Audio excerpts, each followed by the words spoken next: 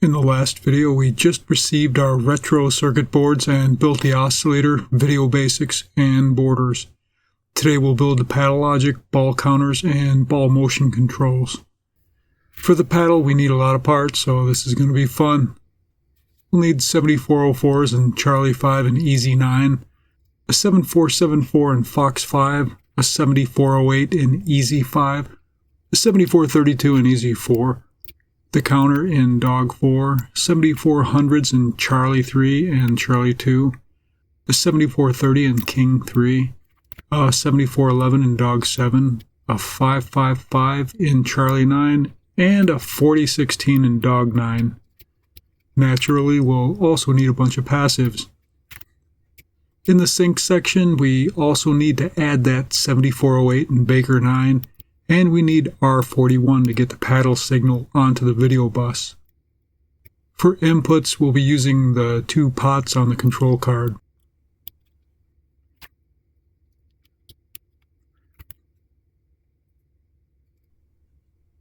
For this board, I used jumpers instead of switches because they take less room, I'm cheap, and they normally don't change after the initial setup.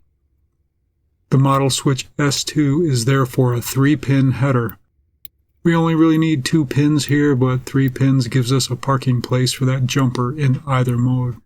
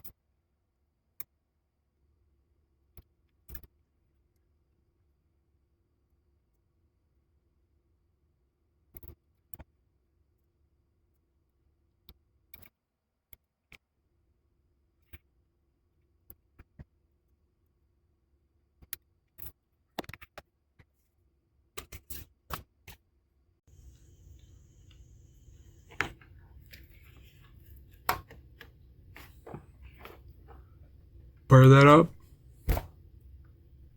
Yeah, it's always amazing to see this circuit working, and it feels really smooth here.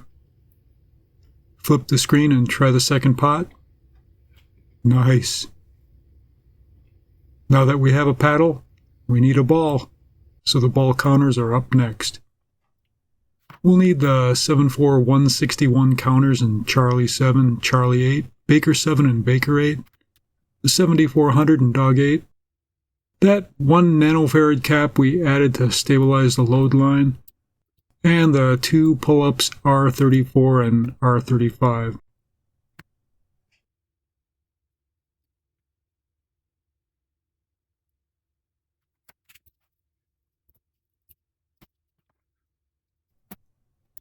Remember that the pull-up net names are based off the resistor names, and we properly labeled them on both the Rev FX schematics and on our retro schematic. We also need to add R43 to place the synchronized ball signal on the video bus.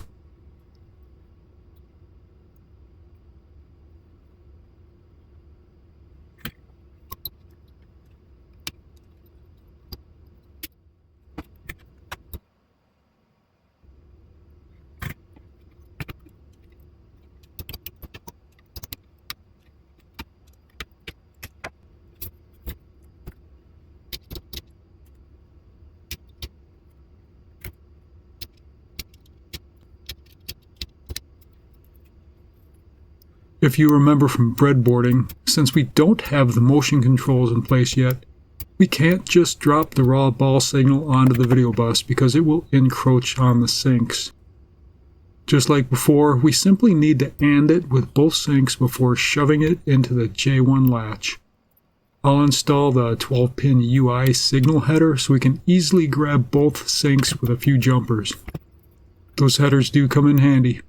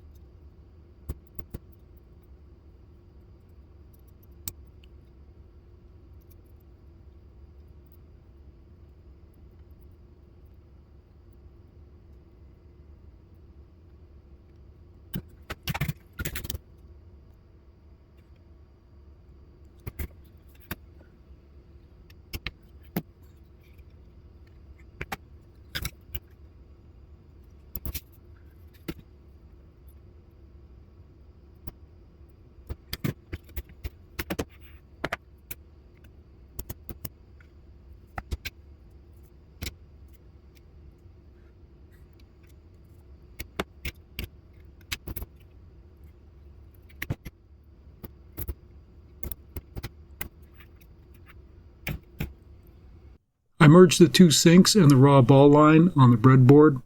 I'm also injecting counter load values directly into the bias header via these dip switches.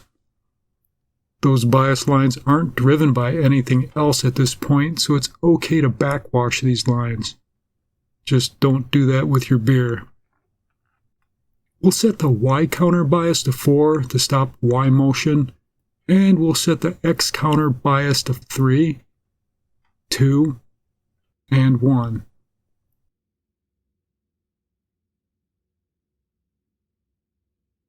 Try 5.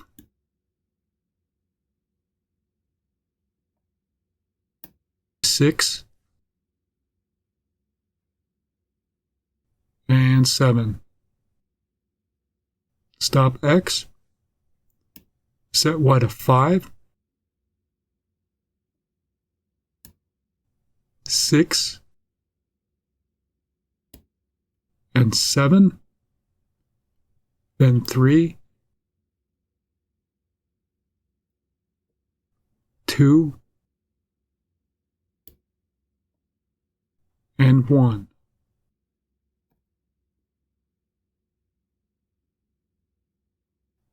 Stop them both. Well, the ball counters are doing their thing.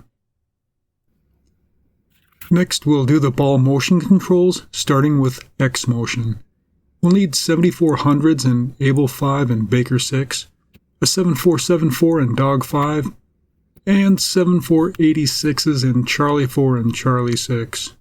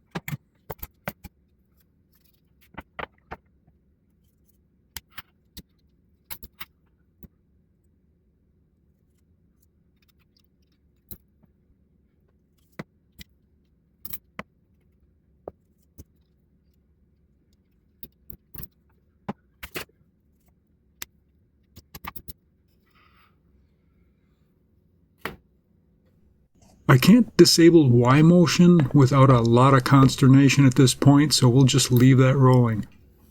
I'll pull down the attract line to get a full paddle, and the ball bounces off the paddle wall. You can see it also bounce off the top boundary on the left. We need that Y motion control, so let's do that next.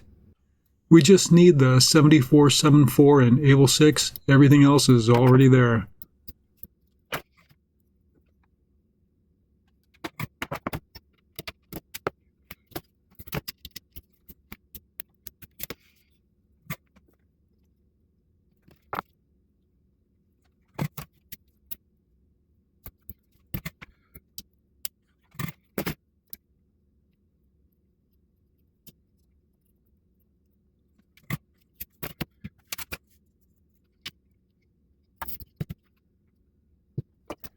We don't need to block our ball from the sinks anymore, but we do need to jumper the raw ball signal to the ball display line.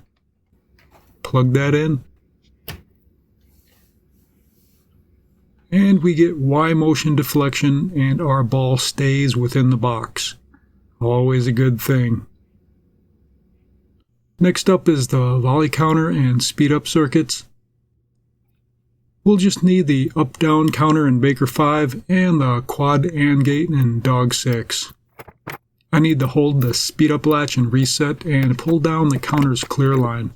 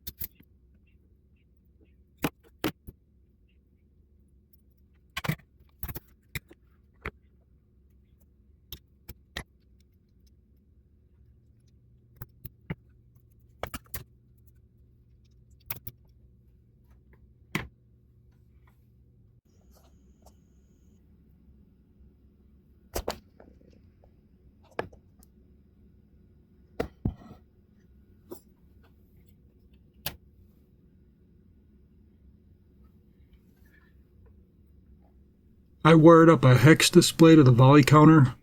We'll make a plug-on widget for this later. Speed this up a bit.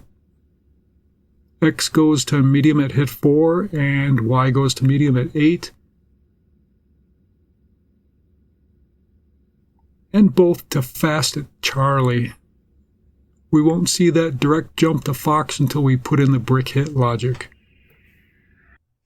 Okay, more success. Everything's working nominally so far, so that's enough for today. In the next video, we'll build that brick logic and the game state controls. Thanks for watching.